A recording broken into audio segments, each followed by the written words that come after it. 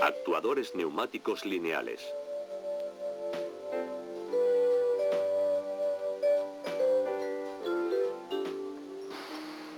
Estos cilindros neumáticos se utilizan para elevar y descender herramientas de producción.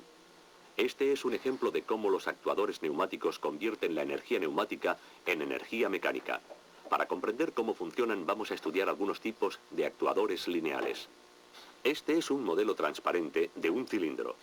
El cilindro lineal es el actuador neumático más frecuentemente utilizado. La energía del aire comprimido se convierte dentro del cilindro en un movimiento lineal. Se dispone de cilindros en una amplia variedad de formas y tamaños. Normalmente se fabrican bajo las siguientes especificaciones.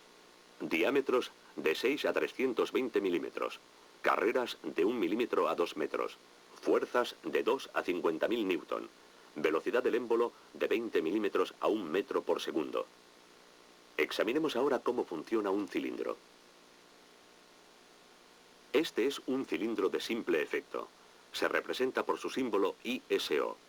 Obsérvese que el símbolo indica que el cilindro tiene una sola conexión de entrada de aire y un muelle de retroceso. Cuando se aplica aire comprimido a la conexión de entrada del cilindro, el aire empuja al émbolo. Si la fuerza generada por la presión es mayor que la fuerza del muelle, el émbolo se desplaza comprimiendo el muelle y haciendo avanzar el vástago del cilindro. Cuando se libera la presión, el muelle devuelve al émbolo de nuevo a su posición inicial, haciendo retroceder el vástago. La fuerza del muelle, la presión del aire y la superficie del émbolo determinan la capacidad de trabajo del cilindro.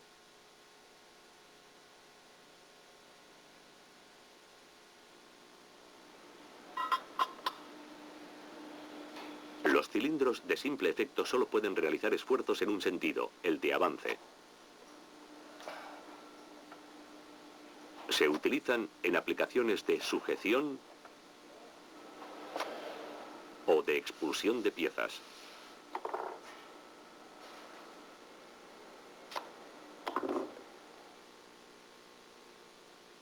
En aplicaciones que requieran esfuerzos en ambos sentidos se utilizan cilindros de doble efecto. Este es un cilindro de doble efecto y su símbolo ISO. Obsérvese que posee dos conexiones de entrada y que no tiene muelle de retroceso. En el cilindro de doble efecto, la fuerza ejercida por el aire comprimido puede dirigirse a uno u otro lado del émbolo. Esto permite realizar trabajos en ambos sentidos. Observar que el área ocupada por el vástago reduce la fuerza generada en la carrera de retroceso. Asimismo, y debido al volumen ocupado por el vástago, el retroceso consume menos aire que el avance.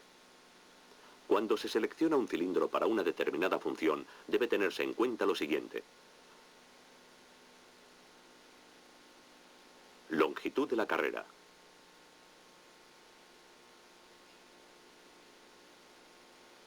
Fuerza al avance. Fuerza al retroceso. Y velocidad del ciclo. A continuación examinemos la relación entre la fuerza y la velocidad. En este ejemplo, con cargas iguales, ambos cilindros avanzan a la misma velocidad.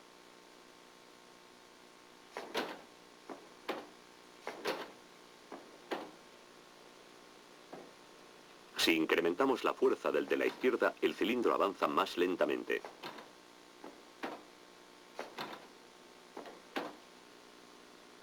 Si añadimos más carga, aún avanza más despacio.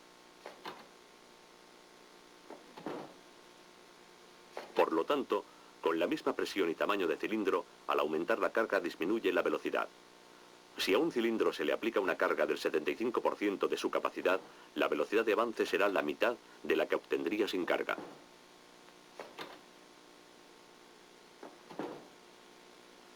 Veamos ahora el efecto de los cambios en la presión. Aquí, un cilindro avanza bajo carga con una presión de 380 kilopascal. Si el peso de la carga se dobla, el cilindro ya no avanzará hasta que la presión se incremente a 600 kilopascal. Esto demuestra que hay una relación directa entre la presión de funcionamiento y la carga.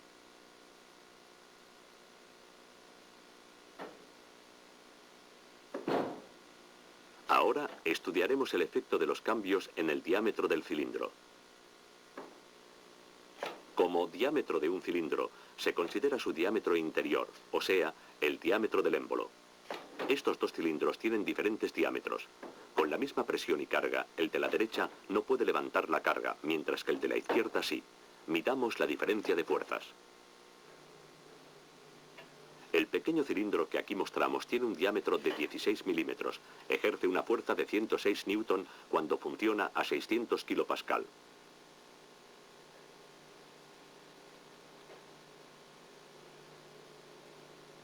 Un cilindro con un diámetro de 25 milímetros a la misma presión ejerce una fuerza de 262 newton.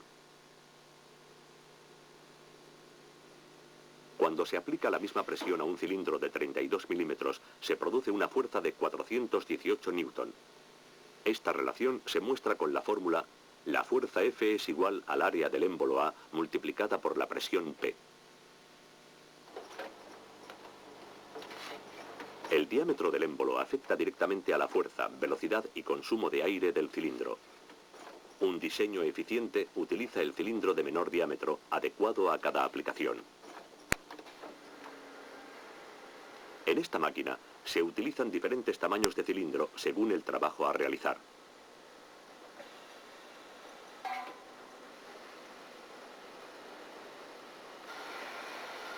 Por ejemplo, el desplazamiento de los materiales requiere una fuerza diferente que la sujeción o el movimiento de herramientas pesadas.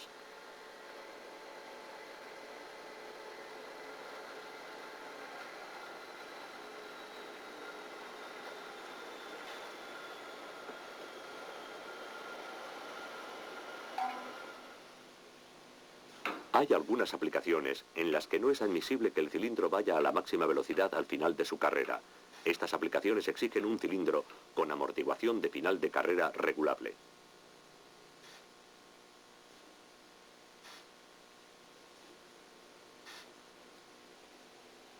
Esta característica ralentiza el movimiento del émbolo al final de su carrera. La amortiguación de final de carrera se consigue reduciendo el flujo del aire de escape durante el tramo final de la carrera. Esto ocasiona una sobrepresión del aire en el cilindro que se opone al desplazamiento del émbolo.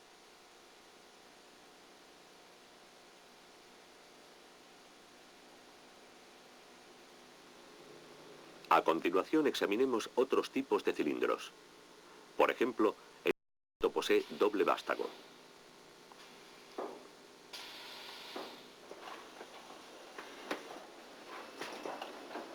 Esta disposición proporciona un desplazamiento lineal más preciso debido al doble apoyo de los cojinetes. Cuando hay cargas desplazadas en el eje del cilindro, el vástago sufre esfuerzos laterales que pueden compensarse con los cilindros de doble vástago. Otra ventaja del cilindro de doble vástago es que el lado no utilizado puede aprovecharse para otras funciones, como la detección de la posición.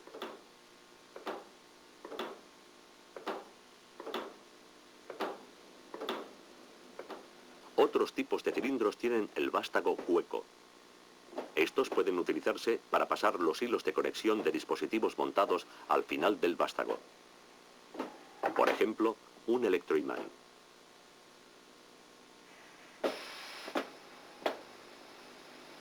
O pueden utilizarse como conducto para vacío o líquidos, como el aceite.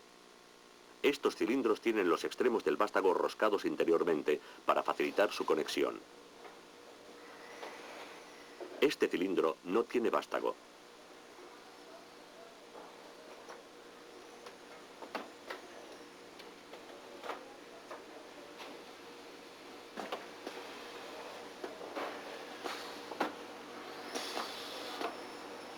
Dentro del cilindro hay un imán en forma de anillo. En la parte exterior del cilindro hay una pieza denominada corredera que también contiene un imán. Pueden alcanzar carreras de hasta 10 metros. Utilizando cilindros, también pueden alcanzarse posiciones intermedias.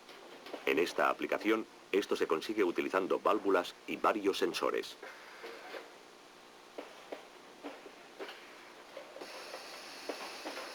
Otra forma de multiposicionado es la que utiliza dos cilindros de doble efecto unidos por sus culatas.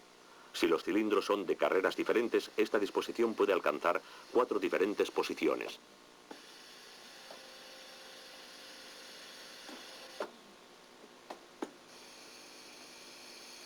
Por ejemplo, en esta máquina se utilizan las 4 posiciones para taladrar y avellanar 2 agujeros.